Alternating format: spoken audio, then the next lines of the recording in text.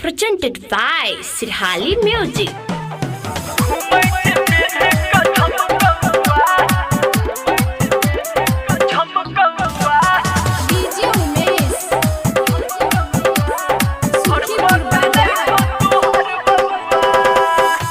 कली हम छियै कुमार रे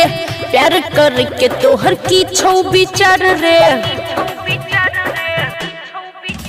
हाँ हाँ काच कली हम छियै कुमार रे प्यार करके तोहर की छौ विचार रे मरने हम छियै छौरा संत गम कौआ ये गोरी तोहर खेसरिया के छौकी रे गोरी तोहर रितेशवा के तो नहीं छौ नहीं गे हमरा अपना स्टाइल में छौ घूमै छे पेन्हे का झमकौआ हर पक्का नहीं छौ तोहर बौआ घूमै छे पेन्हे का झमकौआ हर पक्का नहीं छौ तोहर बौआ घूमै छे पेन्हे का झमकौआ घर पक्का नहीं छौ तोहर बौआ अभी हम 16 साल के छियै ज्यादा बचबे त लकबे धरा देबो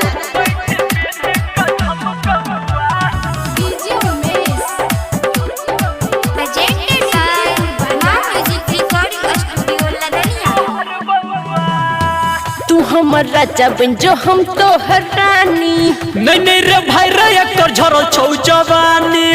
एकरा चक्कर में नहीं पड़िया तू यार रे कर दे तू जिंदगी ई सब तो बेकार रे नहीं रे बाबू एना नहीं हेतै तू हमर राजा बन जो हम तो हरानी नहीं रे भाई रे एकर झरल छौ जवानी बीच में नहीं बोल तू सुनई काला कौआ गोरी तुहार पुरने गावे छी कॉपीराइट लगे भी की नहीं सुन तो घूमै छे पेन्हे का झमकौआ हर पक्का नहीं छौ तोहर बौआ घूमै छे पेन्हे का झमकौआ घर पक्का नहीं छौ तोहर बौआ घूमै छे पेन्हे का झमकौआ घर पक्का नहीं छौ तोहर बौआ अब YouTube पर वायरल कर भी की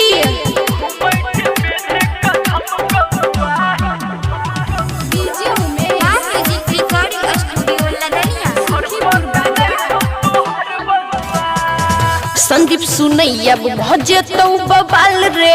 एकरा बियाह के भेल छै 4 साल रे पुरना इंजन पर एकर चेची से टाइट छो